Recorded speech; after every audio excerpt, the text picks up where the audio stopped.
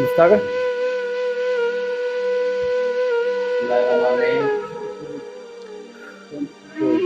शेर में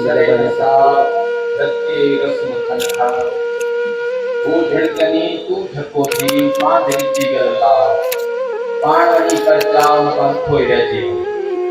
मुझे मान मारो साईं काका सदर पेटल भाई गुजारम बिरानी साहब साईं महबूब अली लून साईं आज लेकर यादव साहब डिवीजनल जेके इस एहतजाज थी चुका है ता 6 डिवीजन में साडी टीम कराची हैदराबाद मीरपुर लाड़काणो सखर नवाबशा ता दिसी चुका आयो तो केतरी स्ट्रेंथ में मुलाजिम गड चाहन ही को मामूली गाल ना है पर जेकदे इनन एहतजाजन के बावजूद असांजी हुकूमत जे सिर ते जूं भी नथी रिंगे तो ज़ाहिरी गाल तो हक छिनी वठण भी जाणू था ऐसा जायज़ हक आहे।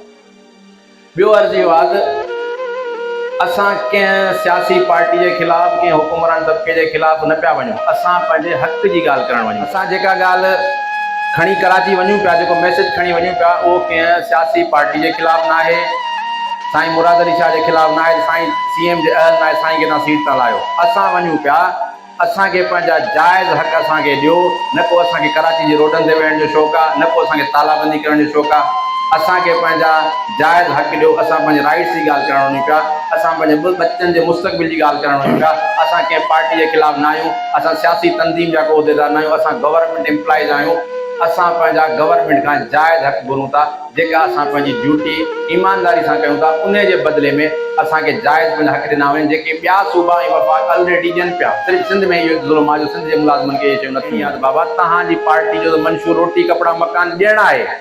तहां उन पार्टी जा चेयरमैन आयो जंहिं पार्टी जो मंशूर रहियो आहे रोटी कपड़ा और मकान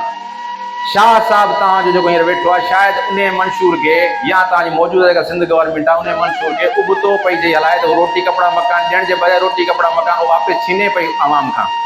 असां सिर्फ़ु उन्हनि खे इहा अर्ज़ु करणु अपील खणी वञूं पिया असां को ख़ुदा न ख़ास्ता जेकॾहिं असांजे अलायंस अनाउंसमेंट कई आहे त असांखे बिलावल हाउस ते मार्च करिणो आहे उन जो मक़सदु ते दांह खणी वञिणो आहे अपील करणु वञूं पिया पर जेकॾहिं एन टाइम ते वज़ीर आला हाउस जे मूव लाइन्स जे चेयरमैन खे पंहिंजे जेको आहे वॾनि खे लबैक चवणो आहे इंशाअल्लाह ताला हुननि सां बांह ॿेली करिणो आहे तो ही सिर्फ़ उस्तादनि जो मसइलो न आहे असांजे ईंदड़ नस्ल जो मसइलो आहे मुंहिंजा दोस्त अॼु जेके बि गवर्नमेंट मुलाज़िम आहिनि अगरि उन्हनि खे उहे हक़ न मिलंदा पेंशन न मिलंदो रिटायरमेंट जा उहे फ़ाइदा न मिलंदा को बि दोस्त गवर्नमेंट इदारे में थियण जी कोशिशि न कंदो मजबूरी की ॿी जॻह त माण्हू 20,000 में प्राइवेट में पढ़ाइनि पिया अवां ॾिठो हूंदो त असांजे सिंध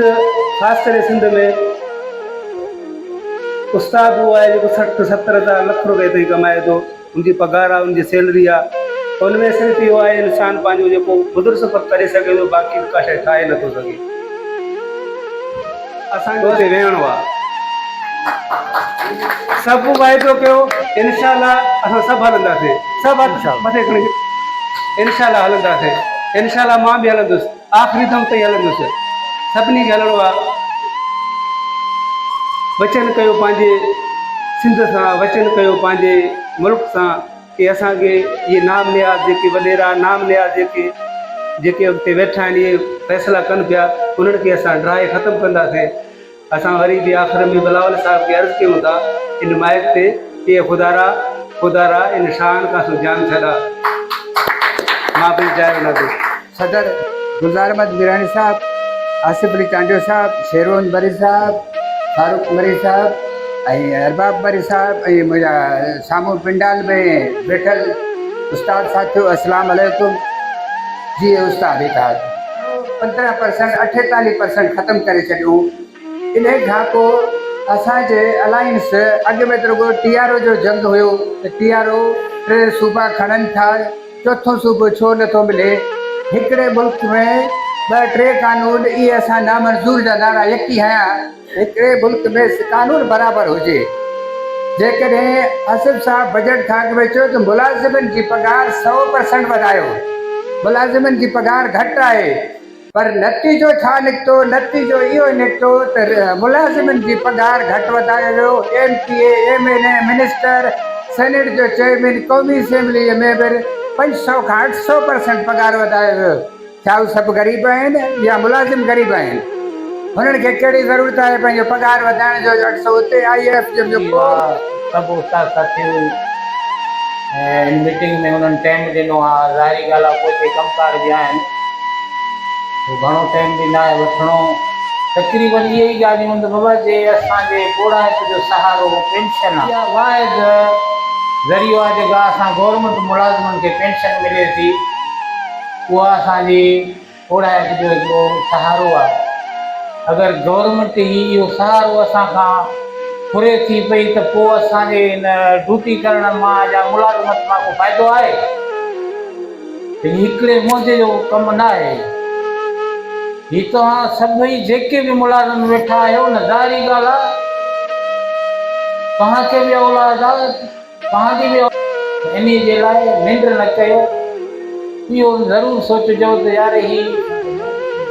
संगत साथी वञनि था पिया न त ही जेके 15% हटाए कनि, थी थो सघे बाद में इहो मुकमल ख़तमु करे छॾींदो। त उन जे लाइ इहो वाइदो कयो, हथ मथे करे वाइदो कयो त ज़रूरु हलणो आहे, ज़रूरु हलणो आहे। उस्ताद इताद जिंदाबाद, उस्ताद इताद जिंदाबाद। सिंध जो कारो कानून नामंजूर, कारो कानून नामंजूर। महिरबानी।